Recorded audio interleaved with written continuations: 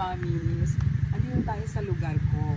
Dito tayo sa loob ng village namin. So, andito meron tayong init. Meron tayong init na isang mami. Andito nakatira din yung sister niya. So, ayan na. Kapit bahay lang din kami. Mag-doorbell tayo.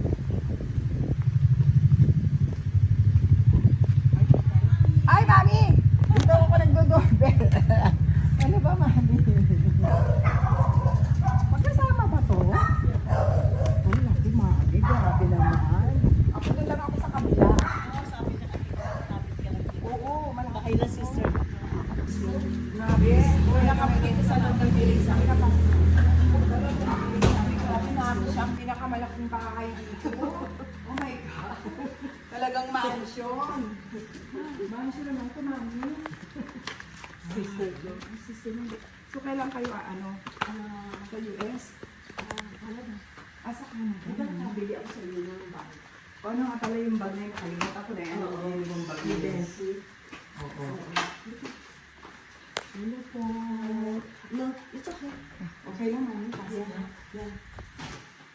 Sa sister. Ang laki na naman ng Ate!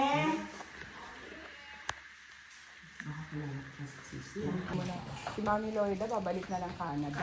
Si Mami, so nice meeting you. Sabihin mo, ito mga nakabili na mga client ko. Yes, and yung mga aking subscriber, di kapatid naman ni Kayo na lang, hindi ni na Mami. Ayan, and then si Mami Amor. Ako naman kami picture yung sila daddy doon. No? Silang gumawa talaga, di ba? Homemade na halo-halo. Wow, tamang-tama, sakto kasi mainit nga lang. Gawa ni Mami. Ayan. Oh, di ba? Ayan. Thank you, Mami. Okay. Message na lang ako. Tungkol doon. Halika na, sister. Ayan po. Kapit-bahay lang kami. Ayan. Yes po. Ayan. Love you. Bye. Bye.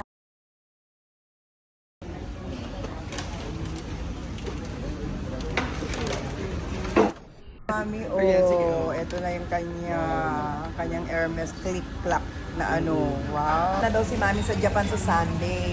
Bye-bye. Bye-bye na.